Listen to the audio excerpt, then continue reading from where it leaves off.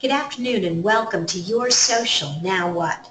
Today we're going to talk about how to make social media work for you. My name is Lorraine Ball and I'm going to be your host today. And if you have questions after the program, this is how you can get in touch with me. You will get a follow-up email and you can always find me on Twitter or Facebook. So what's the big deal with social media, really?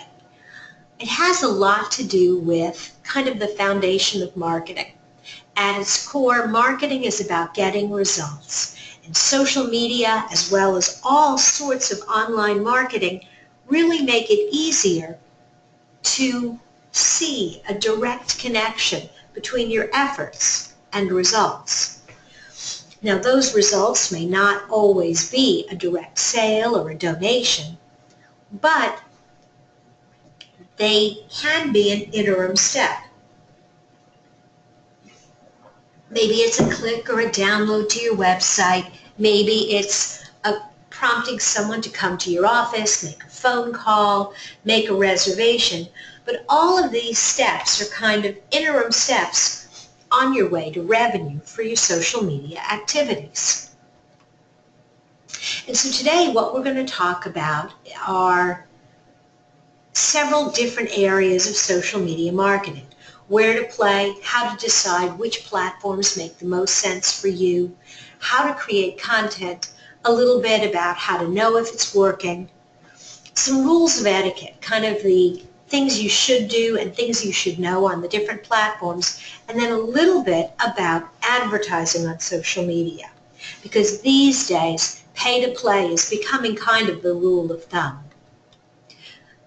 So let's get started. Why is social media important? Well, some of it is because social signals count. I did a quick search not too long ago for both my name and my company name. And what you see when you search for me by name, there's my website, my Twitter, my LinkedIn, my personal blog, and Facebook. The other thing you notice is that entire listing on page 1 is all about me. Now there are other people in the world named Lorraine Ball, but I've managed to keep them off the first page of Google. When it comes to looking for my company, you see much the same thing. Our website, a blog post, a resource page, Twitter, LinkedIn, and oh yeah, there's roundpeg.com, the software company. This is actually pretty remarkable that a company with a .biz email address will actually outperform the .com, and it has everything to do with how active we are on social media. So social signals count when people are trying to decide should they do business with you, and they do a search on Google and they see all of your different profiles, they begin to consider you a little bit more seriously. So let's get started and take a look first at Facebook and what you need to know about Facebook. First question I always get is it right for my business? Well, as you can see, B2B businesses, B2C, and certainly non-for-profits are all flocking to Facebook. It is hard to resist a platform that has over 1 billion users worldwide, and it's hard to resist a platform that allows you to show the human side of your business. And really and truly, that is the key to a successful Facebook page for a company. You don't have to post very often. You can do 1 or 2 updates a week. 3, maybe 3 these days, just because there's so much more noise. Actually, a maximum of 10 times a week. If you're posting more than 10 times a week, the truth is you need to get a life because you're spending too much time on social media. And on this platform, it's really about quality, not quantity. One great blog post with a cool image, an interesting link is going to be significantly more important than half a dozen mediocre ones. some best practices. If you take nothing else away from today's presentation, learn this formula: 50-30-20. 50% of your content should be designed basically to entertain, to get people engaged, to get people to share your content and like your content. So share something funny, ask a question, share a video. This kind of content should be more human interest than business oriented. A look behind the scenes, a profile of an employee, a story about a fundraising project that your company has been involved in. Anything that demonstrates the human side of your business. About 30% of your content can be more in the useful and informative category. I did this presentation for a group of travel agents, and I said, you know, in this category, travel tips, not necessarily promotions of particular trips that you have going on, but tips on what to pack and how to get ready and where are some of the best places to go. This is an area where you can curate content, where you can read a lot of articles by different industry experts and share those links. And so you become the go-to person, not because every piece of information is on your website, but because you're out there looking for the best content to share. And about 20% can be directly about your business. Calls to action, download this, give us a call, here's a special. But try to maintain this ratio. If you get too much out of balance the other way, your content starts to be ignored as people find too much of it too sales-oriented for the Facebook platform. Facebook has an algorithm, and they show posts based on interest and how your other posts have performed. So this is one of the reasons why that 50% entertaining and informative is so important.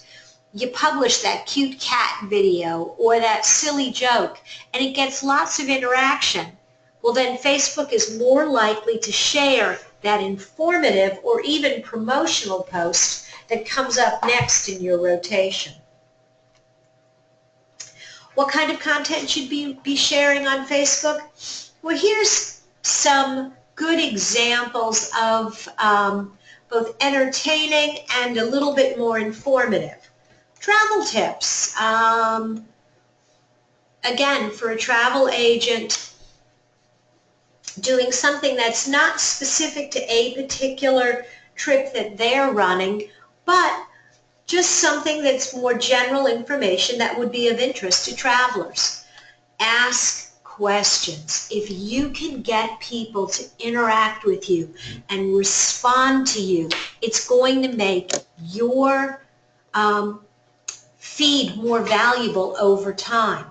The trick to asking good questions is that the answers need to be short. If you have to think too much about the answer, you just won't take the time. Remember that a significant number of Facebook people use it from a mobile device. That means they only want to type a 1 or 2 word answer. The other thing that does really well on Facebook is silly trivia, fun facts, something like this one. Did you know there were over 3,000 euros are swept out of the basin of the Trevi Fountain? That's a lot of money every single night. And it's certainly that sort of silly little fact that people will share and share again. And again, then you become known as sort of a subject matter expert. Visual content is really important.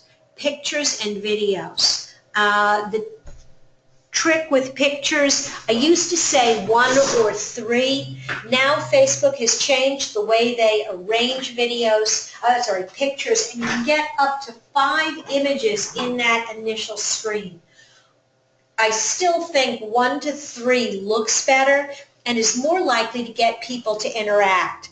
when they start to see 5 pictures, they start to think, oh, I don't really have time to look at that whole album. I'll come back to it. And of course they never do. If you're thinking about videos on Facebook, think short. People actually are more likely to look at pictures and watch a video because they don't want to get sucked in. I know it's only 30 seconds or a minute, but people start to think, oh, I don't have time for that. So if you're going to do video, you want to do short videos, 30, 45 seconds for Facebook. If you're going to do Facebook Live, again, keep them short. And then digital content. You know, everybody sees those motivational quotes, which are not my favorite, or they see interesting graphics like this with text over them. The easiest way to create this kind of graphic, if you don't have a graphic design program, is actually to go to PowerPoint. Create a single PowerPoint slide, put a big image on it, and then put your text over the image. And save an individual slide as a JPEG. It's a great way to create digital content on the go.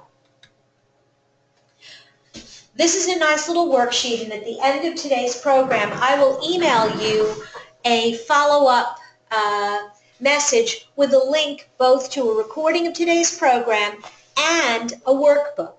But basically, this should be your content planning worksheet. Remember the 50-30-20 rule and kind of take a few minutes every week to sort of map out what are you going to share next week. Go ahead and plan for your business, your content weekly. Be flexible and leave 1 or 2 posts open for an in-the-moment content, but planning ahead like this allows you to be a little bit more strategic and coordinate your effort a little bit. And then on the back end, use the Facebook Insight tool so you know what's been working for you. There's this wonderful dashboard with all sorts of information. You can see what types of posts are doing well. Videos, links, and photos. And see, photos are significantly more likely, at least in this account, to get those links.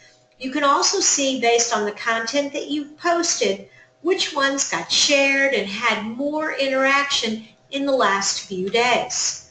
It's not rocket science, people. When you look at half a dozen different posts and you see one particular topic that does well, guess what?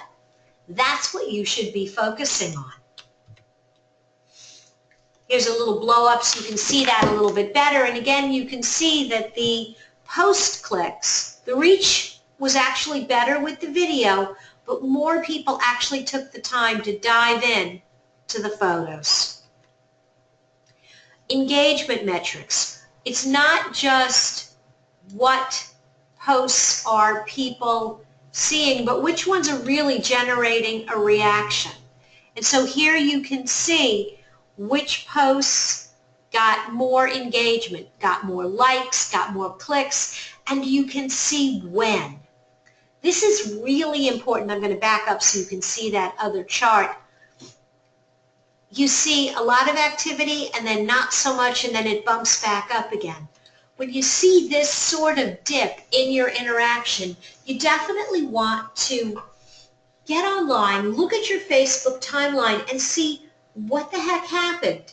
Did you guys just stop sharing content, or was there something else going on that caused your content not to be as interesting or important? You can also take a look at who engages with your content. You can see based on location, age, and gender where you're getting the most interaction. And you can use that to balance against who you think your target customers are. If the people engaging with your content really don't match up with your target customers, it probably means that you need to start adjusting your content because you're not getting in front of the right people, and the right people are not noticing you. Here you see that women actually are not as engaged as men in this particular kind of interaction. The other thing that you see is that for this particular brand, they have a challenge. 62% of their fans are women, but in general, the people who are really paying attention to them are men. They need to get more men to like their page. You can also see kind of when people are online. Midnight to 4 a.m., not so much. Pretty level the rest of the day. And this allows you to figure out, is there a day of the week or a time of day that you need to be taking a closer look? You can see that curve a little better where people are all asleep over here. What do you do next? If Facebook makes sense for you, try a question or a tip, create some visual content, and then monitor your results to make sure that people are interacting and paying attention to what you're saying. For those of you that have joined us a moment or two later, we do have a recording of today's program that we'll send you so you will not have missed any of the program. Okay, let's flip over and let's take a look at Twitter. Now, Twitter is probably the most challenging of the social networks. It is, and it's not right for everybody, and it's okay. If you look at Twitter and you look at the requirements to be on Twitter and you think, I just don't have the time, I don't have the content, that's okay.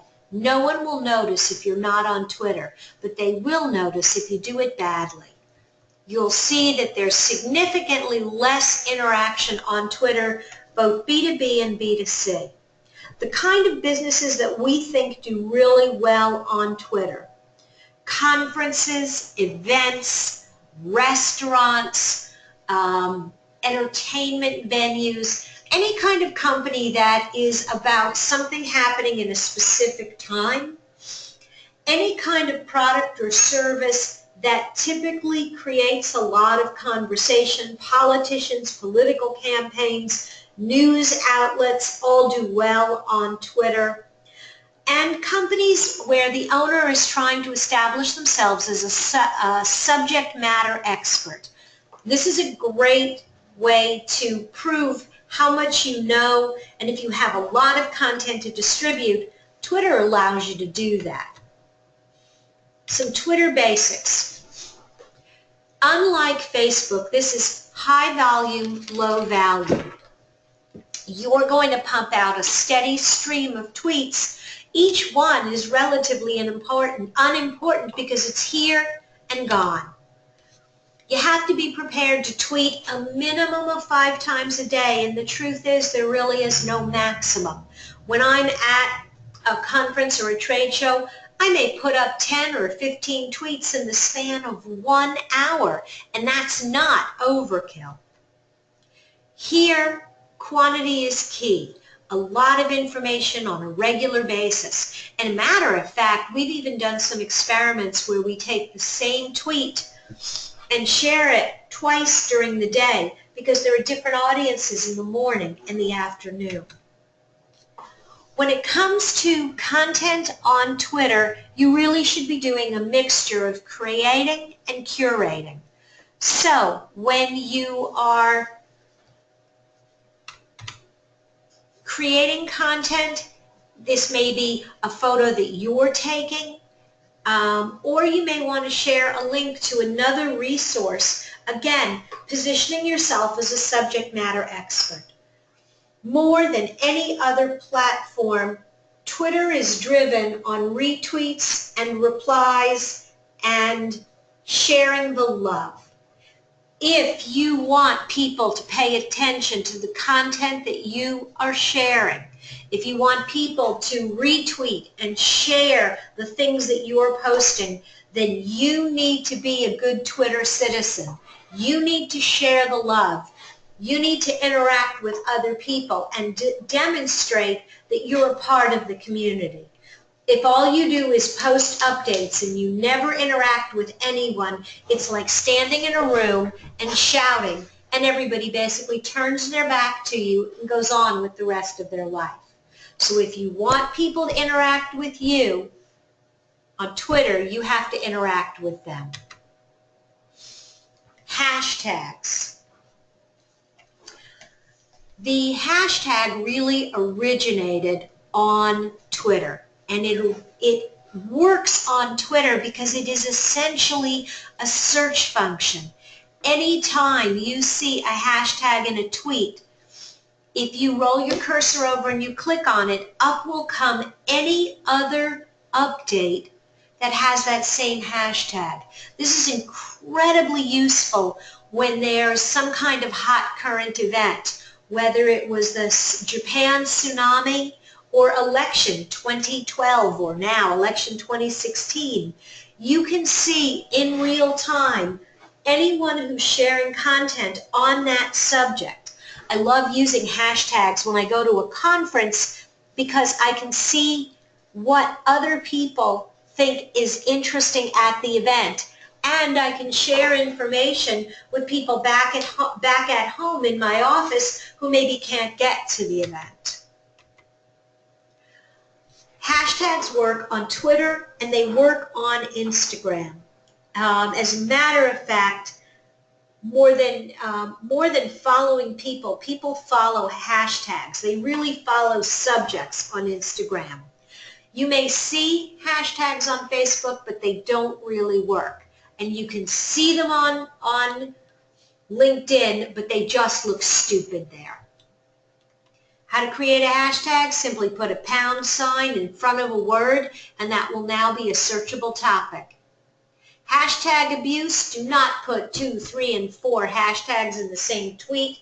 It becomes unreadable. A couple of different examples of content updates for Twitter. Stats and facts do really well. Again, that same 3,000 euros are swept from the bottom of the Trevi Fund daily and donated to charity. Kind of a fun little update, or you can do something that has a link. Now, Twitter has been limited to 140 characters, and so it requires that you get a little creative sometimes, using URL shorteners, using abbreviations, and perhaps not the best of grammar. They have said that in the next iteration of Twitter, hyperlinks and photos will not count in your character count, which is going to be awesome. I'm looking forward to that. You can do visual content on Twitter just like you can on Facebook, and the same rules really work. Photos with links, simply short videos, or creating your own graphic content. Just like you do on Facebook, taking some time to plan out your tweets gives you a chance to really think about what you want to say when. Scheduling tools like Hootsuite and Buffer allow you to pre-schedule your content. Just a word of caution, however, if you're going to use a scheduling tool, pay attention to the news. If something happens, you may want to turn off your scheduled tweets. When a stage collapsed at the Indiana State Fair and they shut the fair down, most of the vendors who had scheduled tweets turned them off. One company didn't, and it was really, it just was almost offensive as they said, hey, come out and see us at the fair today, when we knew the fair was closed because several people had been killed the night before. So if you're going to pre-schedule your content, which is perfectly acceptable, make sure that you also go back and check if something happens. So what do you do next? Plan to do 5 tweets a day, share some curated content, and also schedule in time to follow and retweet and interact with others. Let's talk about LinkedIn. I think every business professional should have a personal profile on LinkedIn. It is an opportunity to connect with and stay in touch with people that you have worked with throughout your career. Whether you own a business or whether you're working for someone else, this is your best professional address book. I am connected to people on LinkedIn that I worked with 20 and 25 years ago. And every now and then I have an opportunity to work on a project with someone because of something they saw on LinkedIn. If you're a B2B company, or if you want to be positioned as a thought leader, not only should you have a company personal page, you should have a company page. On LinkedIn, it is totally about quality versus quantity. You don't have to post very often, but what you post needs to be tight. It needs to be smart, it needs to be professional, it needs to be interesting. Leave the quizzes, the birthday greetings, and the games for Facebook. This is where business professionals come to do business. Twice a week for a company page is fine. 5 times a week is really pretty good. These are more formal and more technical updates. You're going to have both a page and a personal profile. The profile is really about you. It's your resume, your recommendations, and if you're blogging or updating PowerPoint presentations, there'll be some content there as well. The company page should have a little bit maybe about company culture, your products and services, links to blog posts, and if you're running promotions, seminars, events, that's a great place to put that information. The content, product updates, behind the scenes, not necessarily as personal as what you would have on Facebook, but maybe a discussion or a video on how you built a product or designed something or an interview with a customer, and also recruiting messages. Even if you don't use the recruiting platform on LinkedIn, just posting on your company page that you're looking to hire people is a great way to recruit and attract top talent. But it's not going to work if they come to your company page and there's nothing there. Useful information, links to blog posts that you've written.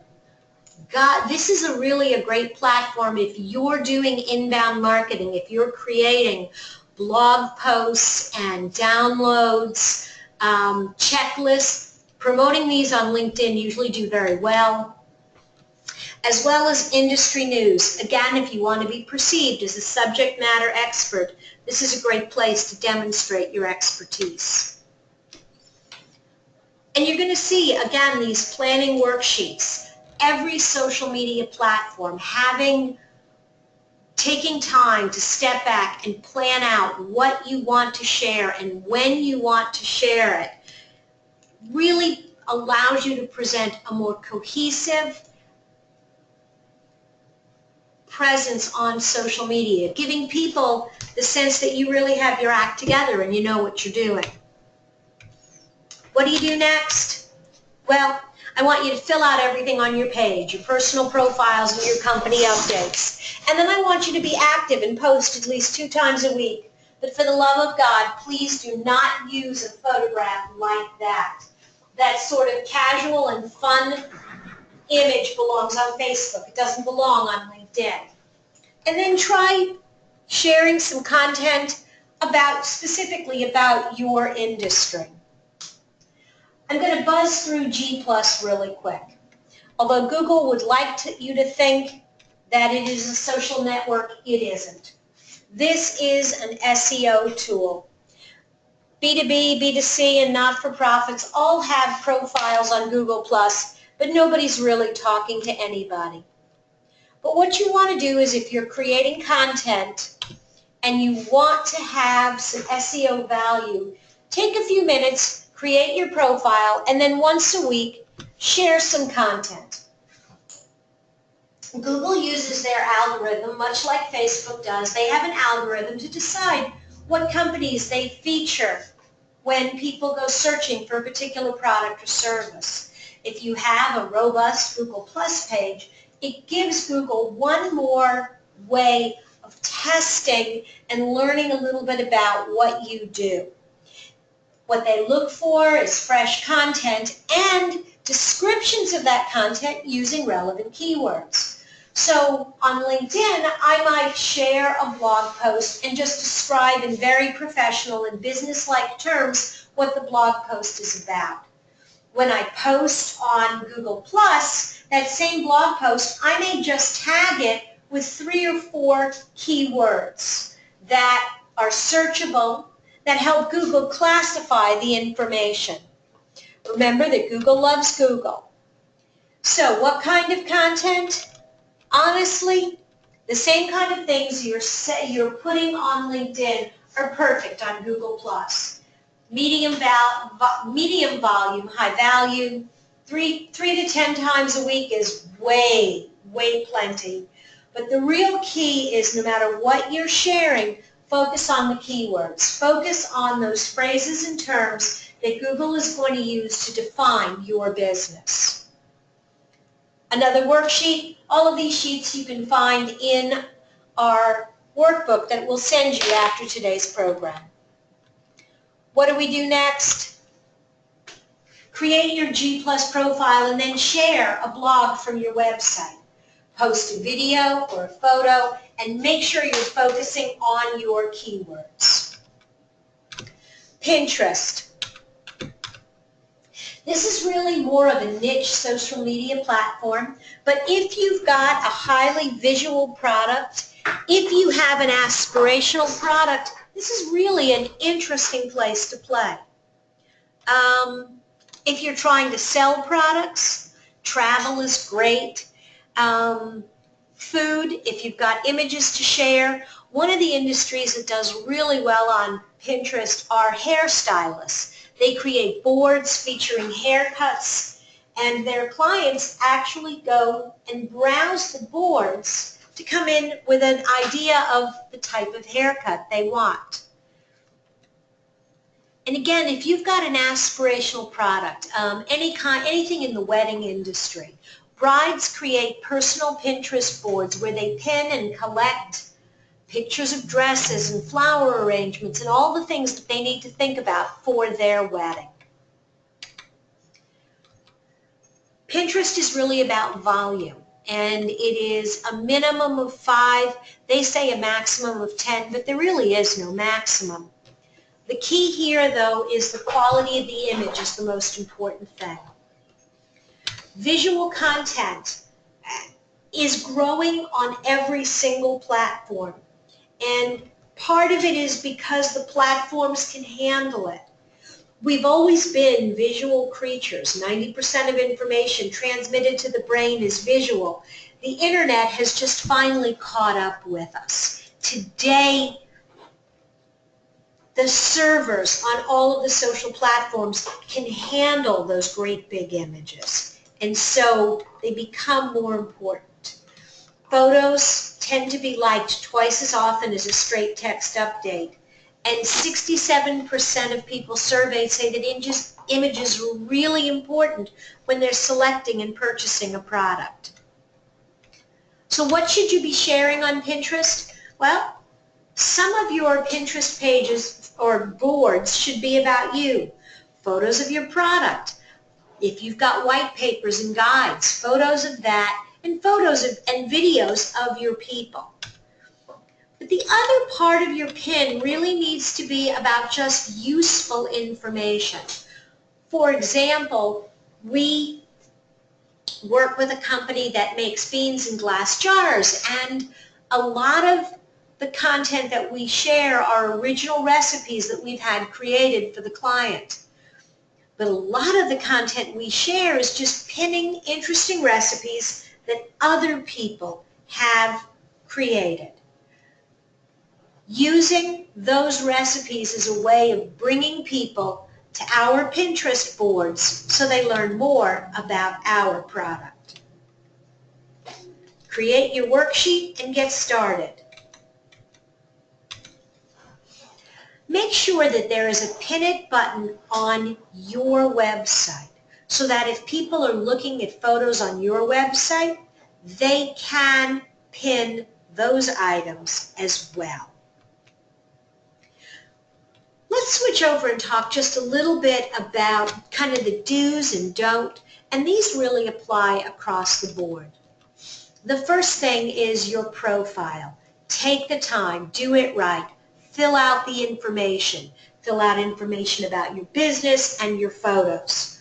On personal pages, use a photo of you. On company pages, use a logo. On Facebook, you can be as fun as you want. On LinkedIn, it needs to be a professional photograph. If you do not want to hire a professional photographer, make sure you're using a photo that is well lit and it is a picture of you wearing professional business clothes. In general, you need to balance self-promotion with helpful information and entertaining content. If you walked into a party and all you did was talk about yourself non-stop, people would walk away from you. The same is true in social media. Interact with people, share things that are just interesting, and ask questions. Make sure you match your level of activity to the platform. 10 updates a day on your Facebook page is ridiculous, but 10 updates a day on your Twitter feed feels just about right. Say thank you, answer questions, acknowledge when someone else has responded to something that you've shared. It's really hard when somebody says something negative, and it doesn't really happen that often, but when it does, don't delete their comments. You don't have to solve the problem publicly, but acknowledge it. I'm sorry that you're not happy. Here's how we can discuss it. And then take it offline and solve the problem. And when you're sharing something or resharing something, let people know why you thought it was valuable. I want to talk a little bit about avatars and images. Too often I think people forget, because they're working on these giant pages, that when we see you in our timeline, it's going to be this tiny little picture. And if this is on my phone, that picture is even smaller. So, if you have a company name that's kind of horizontal like this, instead of making me squint to read it, go ahead and create an avatar version, something that fills the space and is clearly recognizable. If you're using a personal image, this is a lovely picture of Jacob, but the problem is it's too small. He's wearing a dark shirt on a dark background, and on my phone, his little head looks like it's floating like a dot at the top of the page. See how much better Elizabeth looks. She's got a smile, she's very approachable, and that's a nice tight close-up of her face so you can see it and recognize her at a glance. Here's another example of why those images are so important. See how small Bob's face is? Well, look at how teeny the faces of the people who respond are. And oh, for the love of God, do not do these two people images for your profile. I don't know who's responding, and I'm not quite sure what the heck that is. Are people interacting with you? This is a really important metric as you're kind of trying to decide, am I putting good content out there? Is it worth it? Here's your gauge. Do people like it, share, comment, repin? If people never interact, you have to wonder if anyone's noticing you at all. You can also look at how many followers, but I want to caution you to get caught up in the numbers. It's easy to buy fake followers, inflate the numbers, and make you feel like you're reaching a lot of people. The real measure is, do people interact? And most importantly, do they come to your website? It's great that they're on social media and they want to interact with you, but in a way it's like going to a singles bar. And at the end of the day, your objective is to bring your date home. And home is your website. Home is your email newsletter. I want to take just a moment and talk about advertising, because all of the platforms have introduced advertising options. Whether you do this on Facebook or LinkedIn, the best way for a small business to get started is to look at what kind of content have people been enjoying and go ahead and boost or sponsor that content. The information will appear in the timeline, and it looks a lot like an organic post. It doesn't look and feel like advertising. People are much more likely to interact, to share, and respond to something that just feels like another update. When you're thinking about specifically Facebook, there are a couple of things to keep in mind. Number one, you have a few characters at the top to kind of tell your story. You need to use an image that has 20% or less of the total graphic is text. If you have a big Save Now image across the whole page, Facebook actually won't let you run that ad. It violates their terms of service. Choose an image that really showcases what you do, that will really help capture attention. And then use a strong call to action, 25 characters or less at the bottom, that encourages someone to click on your ad. And tell people why they need to click on the ad now. When you get ready to boost a post, you need to select an audience. On Facebook, you can actually select people who like your page or their friends. You can also create custom targeted audiences. You can identify people by their interests and their hobbies. You can actually upload your email list and say that you want the ad to go to those people, or you want to make sure that those people don't see your ad. On LinkedIn, you can identify people by the industry they're in and their job title. You set your budget, and you also can set how long you want to run the ad. Do you want to run every day for a week at $5 a day? Do you want to run $50 until you run out of money?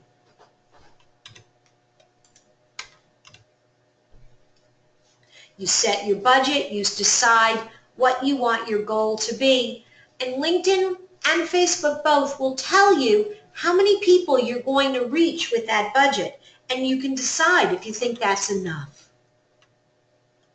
And at the end of the day, you want to step back and you want to track your results. Yes, your ad got in front of a lot of people, and you didn't spend very much. But did you get the website clicks? Did you get the interactions that you were looking for? In this particular campaign, they got 225 people to come to their website, and they only spent $36. For that same $36, over 10,000 people saw the ad. So where are you today? Facebook, LinkedIn, Twitter? You do not need to be on all of these platforms. Pick the ones that make the most sense for you. But regardless of which platform you select, make sure you also include email. Social media is a great way to reach new people. Email is how you stay in touch with people who already know and love you.